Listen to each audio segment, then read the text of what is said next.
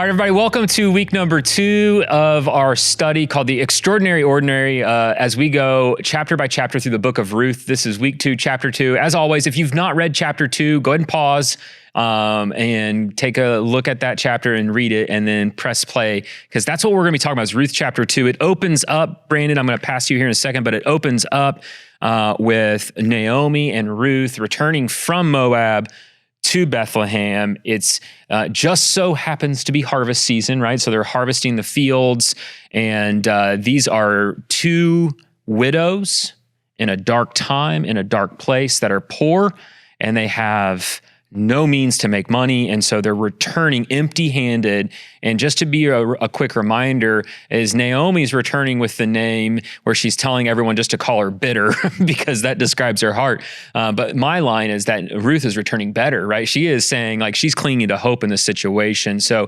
they're gleaning the fields, which is not something we're accustomed to. So Brandon, set the stage for us. What does that mean, and what's happening as we enter into chapter 2? Yeah, so it's really quite interesting, again, that Ruth is the one who takes the initiative in this chapter, that she is the one, despite the fact that she is a Moabitess, she understands Israelite law. Yeah. She understands that at harvest time, the harvesters are supposed to leave the edges and the corners of the field unharvested so that the poor can go and harvest them, so that they have a way of getting food. That's just fascinating, like, provision of God. It's his welfare system of, like, don't over harvest your field, like deliberately under harvest it. Yes, yeah, and God had built that protection in there specifically for the widow and the alien and the foreigner. So they are all of these things, you know. And so Ruth understands, like, I can go do this. So she's really kind of portrayed as an Israelite among Israelites, that she knows the law, that she follows God, that she is aware of the social programs in Israel that will allow her to do this. So she goes out. She takes the initiative to go out and glean in the fields. And the Bible says she happens upon, her chanced upon the field of a man named Boaz. And he is a good and righteous man, leaves his fields, unharvested on the edges like he's supposed to. And she is able to glean there, and find more than provision. She finds generosity by the time the chapter is over, and is able to provide for her and Naomi because of what Boaz does. I find it interesting, when you say the chanced upon, and when you said that, and I was reading over it, I'm thinking, I bet the poor at that time knew the people that owned the fields that lived this out. Yeah. And maybe the corners and edges of their field were just a little bit more than the guy that was a little bit less. There's going to be some that were harvesting that, they didn't take that call very seriously, but we're not surprised that Boaz is faithful in the other, but he's probably also super faithful in the field. But Derek, I want to zoom back in on Ruth. She's an amazing person, just an amazing example as, this foreigner coming in to the people of God and setting an example to the people of God of what it really means to be a people of God. But as you see God's provision for Ruth, what is it that sticks out to you? Kind of 2 things. Like, first thing is that, we read through the Old Testament, New Testament, you just see God's love and heart for people that are struggling, the lowly, the poor in spirit, the literal poor, the orphan, the sick, the widow. You see that all throughout Scripture. And to me, it blows my mind that he would orchestrate such a system where at harvest, people could come and get food. And this just happened to be right at the perfect time. And the second thing, like, I don't know exactly what type of physical condition that, Naomi would have been in at the time, but that's all, like, it's awesome that Ruth would be willing to go out and, I'm assuming, do the hard work of gathering food for her family. Just another way that she's just serving this woman who she doesn't really have to serve, but she's choosing to. She's making that choice. I think that's really powerful. It's fascinating to me. So we have faith-filled Boaz. That's the field she is in. And I just like to imagine that he's doing a really poor job at harvesting, but doing a great job at supporting the poor. I don't know if that's exactly true, but it is true in the story. But then the other thing is we get this really intimate encounter between Ruth and Boaz where they finally meet each other for the first time. And he ends up talking to Ruth, Sarah, and he ends up describing her faith. And I just love that picture where he says, hey, I know your story, and it's so peculiar that you would come here and do that. And if I get this right before I toss to you, Brandon, I just want to get this fact right. He gives her all this extra grain, and it weighs how much weight that she's carrying home? It's somewhere between 30 and 35 pounds. That's a lot of grain. She goes home. Yeah, she can lug some grain. So, and that Boaz kind of adds a little bit more to it, and he even instructs them, like, do a really bad job at this, okay? As you're gleaning my field with Ruth behind you, do a bad job. But as you zoom into that story with Boaz, what are you thinking about with his righteousness? Man, there's just a lot of things I think we can talk about with Boaz. Like, number one, his workers respect him because he says the text says when he goes out into the field, he says like greetings, and they say greetings back. But also the fact that he is wealthy and they're just coming out of a famine. So how has he prospered? Like the Lord has blessed him in a really significant way.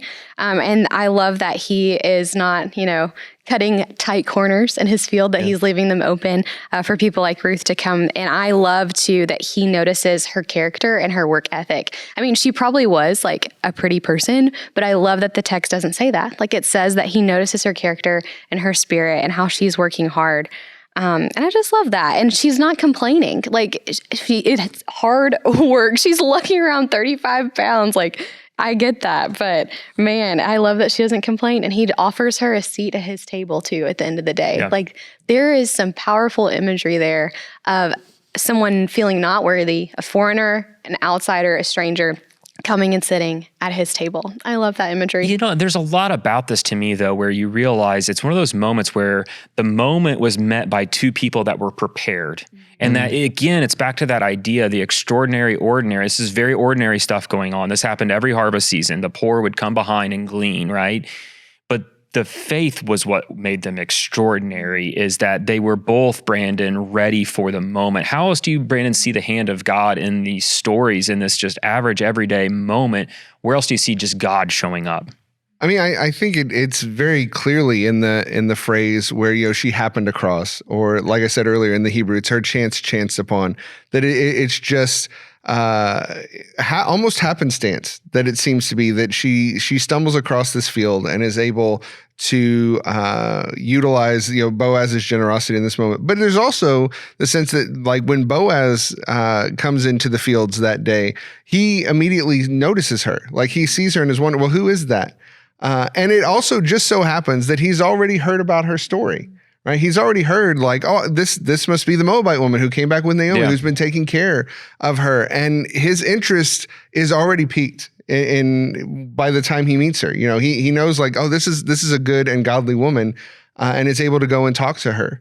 And I think it's really crazy when you sit and think about the amount of coincidences that kind of pile into this story, the ordinary everyday things that somehow turn extraordinary. And I think we could all probably go and tell stories about that, right? Like of all the things that just kind of piled up that seemed insignificant at the time that led to something greater. Well, what's interesting, Brandon, is what makes it extraordinary is not what the events happen. Is had you had two or three, if you didn't have a collection of faith-filled people, this would have stayed ordinary. Yes, yeah. I think it's the faith expressed is what interlocks this all together, and that's what lifts us out. So, Derek, as you think this through about these random encounters here, or if we were to tie it to today, where we just see God showing up in our ordinary lives, what is it we can take from this story and apply it to our lives? Yeah, I think you go back to relationships, I think are just so important in every single season and every single moment of our lives. Someone gave me advice a long time ago, even about like jobs, of like, hey man, like do your best, like especially in ministry, not to burn bridges whenever you leave somewhere, because you just never know when you're going to run into that person again. And only at 31 years old, like I've run into that before, where it's like someone will know someone else. But you just like, you never know what God is doing behind the scenes. Like you just never know. And I think sometimes we may be able to put our finger on it, but most of the time we really can't because we don't have God's perspective. But we put ourselves in a really good spot when we're just focused on being faithful day by day. Because when it's finally that time for that thing to happen, we're going to be exactly where the Lord wants us to be.